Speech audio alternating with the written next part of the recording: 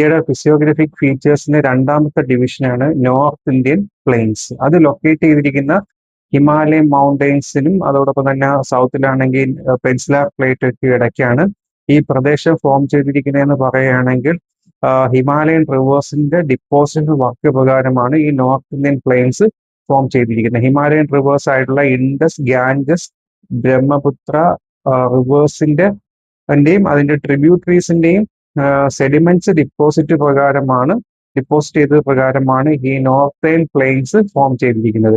ഇത് വ്യാപിച്ചു കിടക്കുന്ന പ്രദേശങ്ങൾ എന്ന് പറയുകയാണെങ്കിൽ വെസ്റ്റേൺ റീജിയനിൽ പഞ്ചാബ്, ഹരിയാന, ഡൽഹി, ഉത്തരാഖണ്ഡ്, ഉത്തർപ്രദേശ്, ബീഹാർ, വെസ്റ്റ് ബംഗാൾ, ആസാം തുടങ്ങിയ പ്രദേശങ്ങളിലാണ് ഇന്ത്യയിൽ നോർത്തേൺ പ്ലെയിൻസിന്റെ എക്സ്റ്റൻഷൻ വന്നിരിക്കുന്നത്. ഇതിന് പ്രധാനമായിട്ടും 3 ഡിവിഷൻസ് ആണ്. ഒന്നാമത്തെ ഡിവിഷൻ എന്ന് പറയുകയാണെങ്കിൽ വെസ്റ്റേൺ സൈഡിൽ ഇൻഡസ് പ്ലെയിനും, ആ പ്ലെയിൻ ഫോം ചെയ്തെന്ന് പറയുമ്പോൾ ഇൻഡസ് റിവറിന്റെയും അതിന്റെ ഡിസ്ട്രിക്ട് ട്രിബ്യൂട്ടറീസിന്റെയും ഡിപ്പോസിഷൻ വാക്ക് പ്രകാരമാണ് ഈ ഇൻഡസ് പ്ലെയിൻ ഫോം ചെയ്തത്. അടുത്തതാണ് ഈ ഗാൻജസ് പ്ലെയിൻ ആണ്. ഗാൻജസ് റിവറിന്റെ അതിന്റെ ട്രിബ്യൂട്ടറീസിന്റെ ഡിപ്പോസിഷൻ വാക്ക് പ്രകാരമാണ് ഗാൻജസ് പ്ലെയിൻ ഫോം ചെയ്തിരിക്കുന്നത്. അടുത്ത ഈസ്റ്റേൺ സൈഡിലുള്ള പ്ലെയിൻ ആണ് ബ്രഹ്മപുത്ര പ്ലെയിൻ.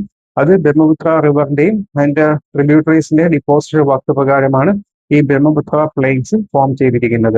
അതായത് ഇതിന്റെ ഏറ്റവും പ്രധാനപ്പെട്ട എക്കണോമിക് സിഗ്നിഫിക്കൻസ് എന്ന് പറയുകയാണെങ്കിൽ ഈ പ്രദേശത്ത് അലൂവിയൽ സോയിൽസ് ആണ്. ഇപ്പൊ കാദ്, ബാങ്ക്, ബാബ്, തെരായി പോലെയുള്ള അലൂവിയൽ സോയിൽസിന്റെ ഡിപ്പോസിറ്റ് ആണ് ഈ പ്രധാനമായിട്ടും ഈ റീജിയനിൽ എക്കണോമിക് സിഗ്നിഫിക്കൻസ് എന്ന് പറയുകയാണെങ്കിൽ അഗ്രികൾച്ചർ ആണ്. ഈ ഫെർട്ടൈൽ ആയിട്ട് അലൂവിയൽ എന്ന് പറയുമ്പോൾ ഇന്ത്യയിൽ തന്നെ ഏറ്റവും ഫെർട്ടിലിറ്റി ഉള്ള ഒരു സോയിലാണ്. ആ ഫെർട്ടിലിറ്റി ഉള്ള സോയിൽസിലാണ് നമ്മൾ ഏറ്റവും കൂടുതൽ ക്രോപ്പുകൾ കൾട്ടിവേറ്റ് ചെയ്യുന്നത്. അപ്പൊ ഈ ബാക്ക് ബോൺ ഓഫ് അഗ്രികൾച്ചർ എന്ന് പറഞ്ഞാൽ തന്നെ നമ്മളുടെ ഈ ഫുഡ് ക്രോപ്സിന്റെ പ്രൊഡക്ഷൻ തന്നെയാണ് ഇന്ത്യയുടെ ബാക്ക് ബോൺ ഓഫ് അഗ്രികൾച്ചർ.